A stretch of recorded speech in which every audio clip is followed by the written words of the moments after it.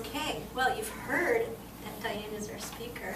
She is a practitioner here, and she's also a life coach and a mom and an all-around amazing woman. She's a lawyer, so watch out, don't get on her bad side.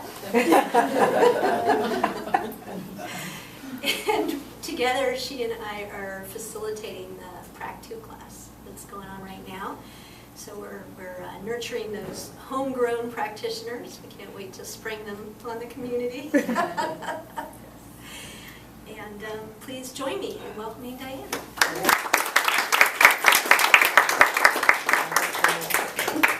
Good morning. Good morning. I often have to just sit still when I'm being introduced, just because it sounds like so much.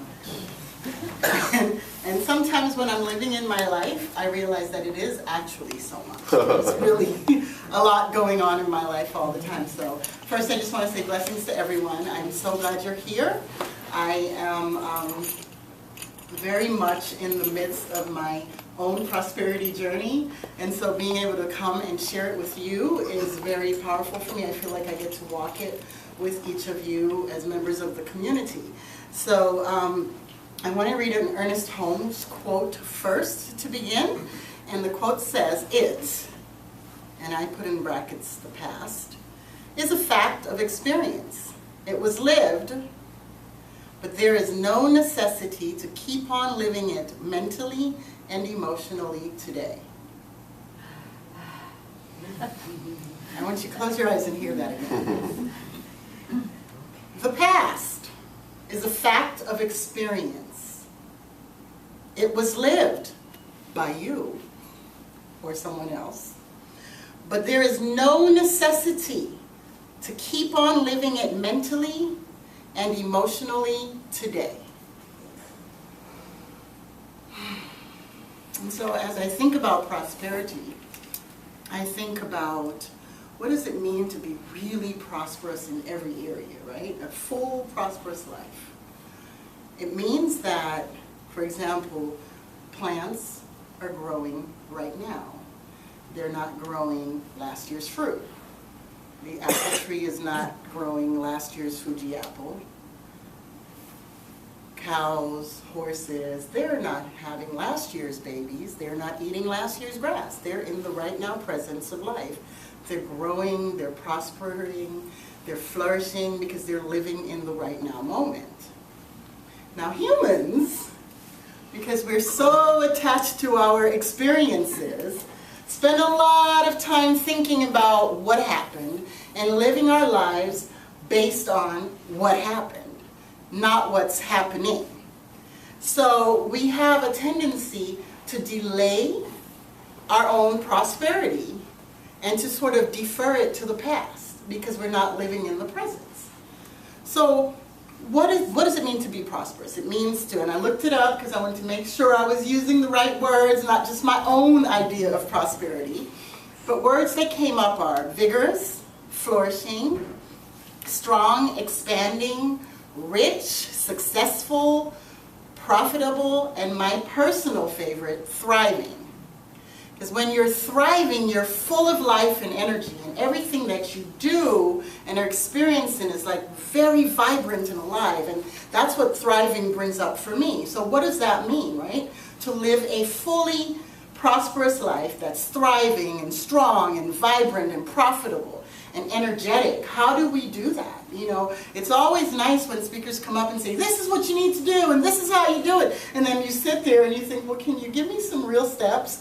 Because I'd like a guide, a roadmap, or something to get me there. And so I always try to tap into my awareness that it is important to not just say, this is what we ought to be doing, but to also share, how do we get there? And allow that to be the thing that comes through me is the how. Not just, you know, what is how do I participate in my own experience, because I am a co-creator of my life. The reality is the life that I'm living right now I have chosen. Your life that you're living right now you've chosen. There is nothing about your life that has been foisted on you. Things happen, people participate, but everything that you do in your right now moment is your choice. What so-and-so did to you before is irrelevant. what your ex did, your old boss, your old teacher when you were in the 6th grade, the one that told you you can't sing or you can't do maths or you can't do these things, irrelevant. Absolutely irrelevant. What matters is what you are doing with your life right now if you're really truly going to live a prosperous life, a life that's filled with the things that you want out of life, not the stuff that other people have, but really and truly the stuff that when you are still in quiet with yourself and get honest, you start to daydream about doing. Like the thing that says, oh gosh, it'd be really nice if I could. That thing, that life you can live if you choose to live it now. You can't live it in the future because there is no future. All you have is right now. You can't take a breath for tomorrow. You can only take a breath for now. You can't take a breath from last week. You can only take a breath for now. So why not step into your good and decide to let go of the past thing that's been there holding you hostage, the thing, and I'll tell you, you're living from it if you say things like, I'll never allow that to happen to me again. I'll never ever allow myself to. When you start from that place, you're saying you're locked in the past and being trapped by a past experience. Now that's not to say you don't get experiences in life to be a guide for how you live. For example, as a child, if you touch the hot stove and it burns your hand, you now have that experience that says, I don't need to touch the hot stove and burn my hand. It doesn't mean that I'm never ever going to cook. I'll never use a stove because it burnt my hand when I was 6. We can't live like that. That's not a reality, but so many of us choose to metaphysically in the rest of our lives to say, I will never do this because that happened. My hand got burnt over here, so I'm never going to cook. Matter of fact, I think I'm only going to eat fast food forever and let somebody else do the cooking and pretty much allow somebody else to govern my life. Because I am never ever going to engage in my own life. Now, one of the things that happens when you start to look at yourself and look at your choices is that you start to take responsibility. You start to realize that it really is up to you. It's not the economy. It's not your ex. Again, not the teacher. Again, not anyone or anything around you that has participated in your experience. It is really up to you and the choices that you choose to make now.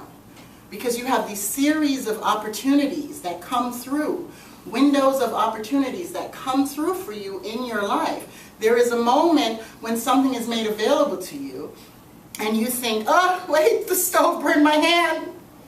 I can't touch this thing now because I might get burnt again. The window of opportunity closes and the thing moves on. Or you can say, oh, look at that.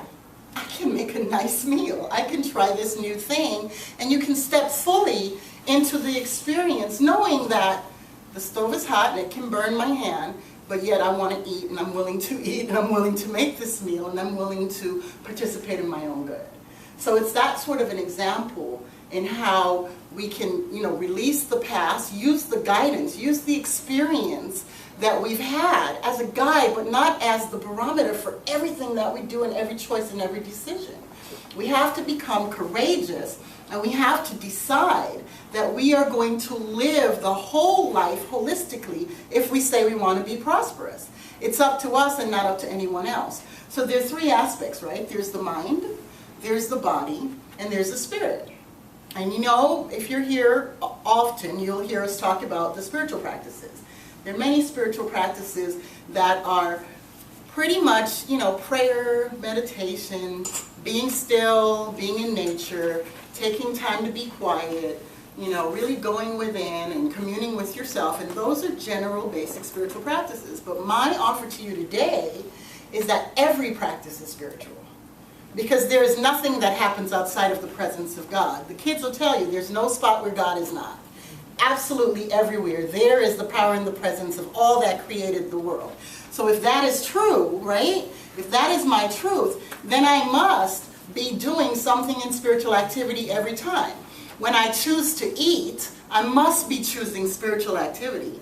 I must be choosing to participate in the law of cause and effect, in the law of circulation, because Whatever is grown for us to eat, we eat, and we're choosing to be a part of a spiritual experience with that substance, allowing it to nurture our bodies, allowing it to be a part of the body temple. So there's no place, right? No spot where God is not. That means I can't jump over here and be like out of God's presence and do some things and then come back. Or the things that are happening in my life are outside of the presence of God. That's not possible, right? Because God is everywhere. A presence, and like Michael Beckwith would say, never an absence, always a presence. God is always a presence. So in everything that I'm doing, whether it's mind, body, or spirit, there God is. There's no aspect that's separated, which means that everything that I choose to do is spiritual. Whether it's my education, whether it's the book that I'm choosing to read today for relaxation, for pleasure, for self-help, whether it's the television programs that I'm watching, it's all about what am I doing? How am I choosing to prosper my life in these areas? So, for example, television sucks your brains out. That's what I tell my kids. It sucks your brains out. You can't, if you sit long in front of the television, you can watch children and it's easy to see in kids, right? Because in kids, they're like sitting there like this. And you say, baby, come here, huh? You know, because the brain is like temporarily shut down and only one thing locked and loaded on the visual. Now for grown-ups, it's the same thing, except we've managed to learn how to make it look like our brain is still present. Because what we're doing is, right, we're watching other people live their lives, and it's like being voyeurs, right? Now we're being conditioned to say, this is what life looks like, this is what life looks like. And you've done it for what, 25 years? In my case, maybe 30 years of television. You know, and you're watching television for all this time, and it's conditioning you to believe that you need a thing, that this is how life is supposed to be. You're supposed to have a house, and you're supposed to have 2.5 kids, and a dog and a cat, and a picket fence. And when it doesn't look like that, you know, something's wrong. And then we move a little bit further into closer to present day time, and we've got modern family and not so modern family and all kinds of ways that we're supposed to be in the world. And we spend a lot of time watching the television, not even contemplating what we're putting in our minds. We spend a lot of time focused on scandal. I'm a scandal watcher. I am. And I have learned to make scandal be a part of my life and not my life. So it's not my Thursday night. And I'm not locked and loaded on it, and it's saved on my DVR for when I get to it, because I'm living my life. And sometimes if you're really living a full life, you can't be religiously watching anything on TV. I mean, because you got stuff to do. You have things to tend to in your own garden. You don't always have time to tend to Shonda Rhimes' garden, right? Because that's what we do when we sit and watch all her programs from start to finish. We're tending to her garden. But we have an opportunity to tend to our garden, so we have to find the balance. What is necessary for us to balance and live our lives fully. Not just be caught up in continued negative news. We can't keep watching CNN and wondering why we can't feel good because we're watching the stock market. And it plummeted today, and it came back up today, and then it plummeted again, and tomorrow it's up. And our lives are like, oh my God, I don't have any retirement. Oh my God, wait, we just got some more money. Oh no, we've lost money. Oh my goodness, oh no, how am I going to retire? All my little money is gone. Ah! And we're in the state of panic, right? We're panicking because of what they're telling us is going on in the world, in their world, because truth and in fact, it's all about how they're playing their gambling game in the stock market. And has nothing to do with us in our lives and how we will retire and our choices for ourselves. Because we can make our own choices for ourselves. We can stop and get off the roller coaster. And we can stop and say, okay, I know what is true and what is real in my life right now. Sure, I have this investment over here, but it is not my entire life. And I don't have to be wrapped up in how it's ebbing and flowing. It's not like I'm going to pull it out this week anyway, right? Many of us are not even trying to access it right now. So why are we all wrapped up in what's going to happen with it tomorrow? You know, let's just be still and be really focused on getting off of the mass communication detaching ourselves from what they want us to know and what they're telling us about the world, and really take a moment and see, what is it that I want out of my life?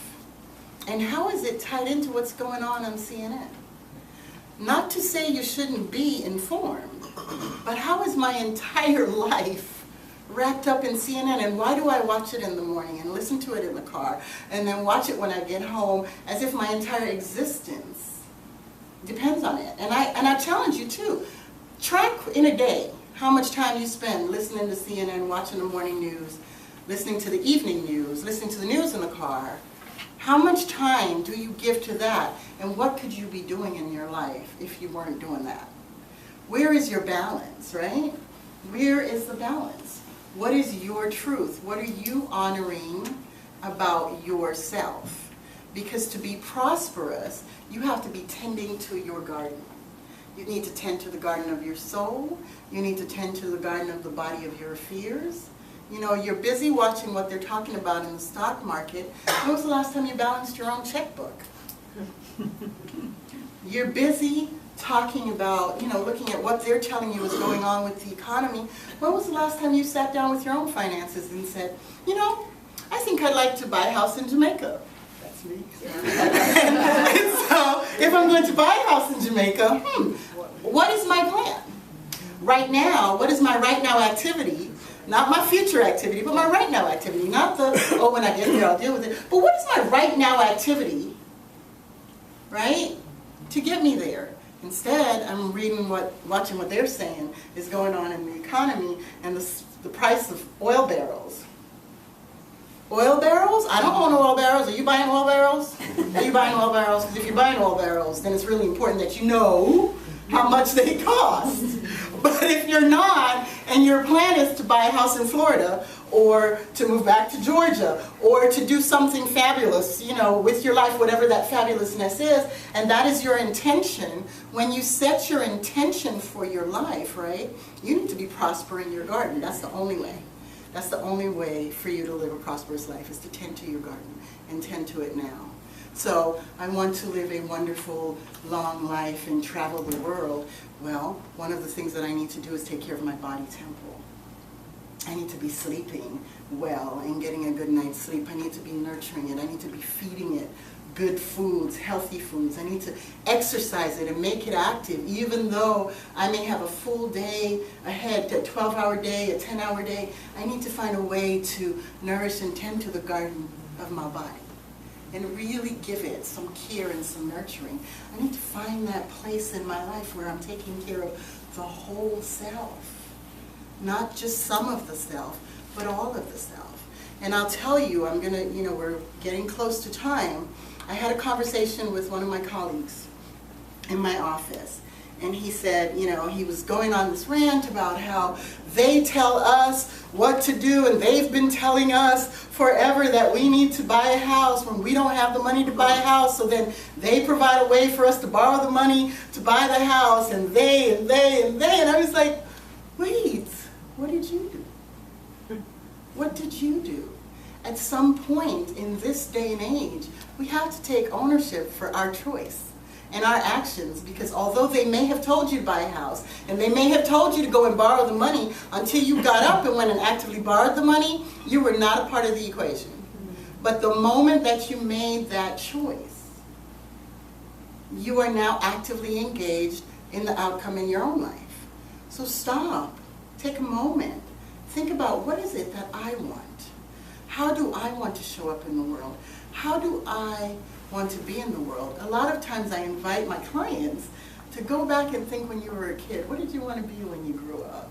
What was the thing, right? Did you want to be miserable? did you say, did you say at 6 years old, when I become an adult, I just want to be trapped in my life and feel awful? No kid ever says that. Right? They're completely plugged in and locked into the source, and they know at 6 and 7 and 10 that they can be anything they want to be. And then we start to listen to the conditioning, and we start to make choices. My proposal to you today is you can make your own choices. You can change the choices you make. You can break out of being automatic. You can break out of being responsive to the thing, and you can still choose at 50 or 60 or 49 to do what you want to do. At 25, if you're 25, you can cut it now and just start playing fully, full on, full out right now, and you don't have to wait. And if you're 49 or 52 or whatever it is, you can choose now to say, you know what, I'm just going to take back this part of my life, and I'm going to tend to this part of the garden. And then when this garden starts to bloom, flourish, and prosper, I'm going to take back this part too. And I'm going to expand my ability to prosper my own life. And I'm going to expand my ability to live the life that I truly desire. And I'm going to step into my own greatness because I was born for greatness, not for mediocrity, not just to come here, show up, do it, get to the end, and get buried. I was born to live fully, live wholly, be happy, and have a fantastic life. And I'm choosing now with this area of my garden, and then this area of my garden, and then this one. And then before you know it, you have a whole thing going on. Everything's blooming at its right season, at its right time. You've got your own ebb and flow, and it's all by your design. It's all by your choice. It's all by your creation. So, that's the prosperity talk. That's the how we do it holistically, meaning in our whole entire lives, not just one aspect. It's not just about money, but here's what I do know, that when you start to choose to prosper your life, everything starts to shift. And I'll tell you the other day, and and I practice this stuff in my life, right? and then I forget, right? And I'm all caught up in my head because I have been watching the news a little bit too longer. I stayed on WT past the 08 hour when they do the traffic and weather. I stayed just to 09 and damn it, I got sucked in. You know what I mean? Because I only go on the 8th so I can know traffic and weather, and I'm good and I'm done. But if I stay till the 9s, then I'm like, what happened?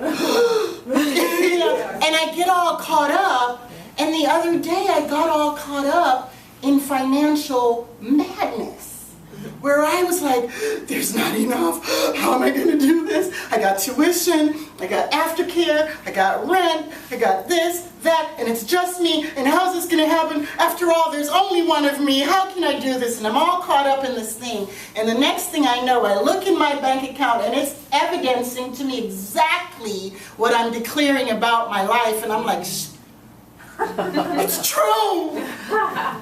I created the energy around it. I created all of the, I don't have. I couldn't sleep. I couldn't communicate. I was in tears. I was like, oh my God, there's not enough. What am I going to do? They're depending on me. I'm all they have. Now I'm source. Because I have forgotten that we have a greater, bigger source.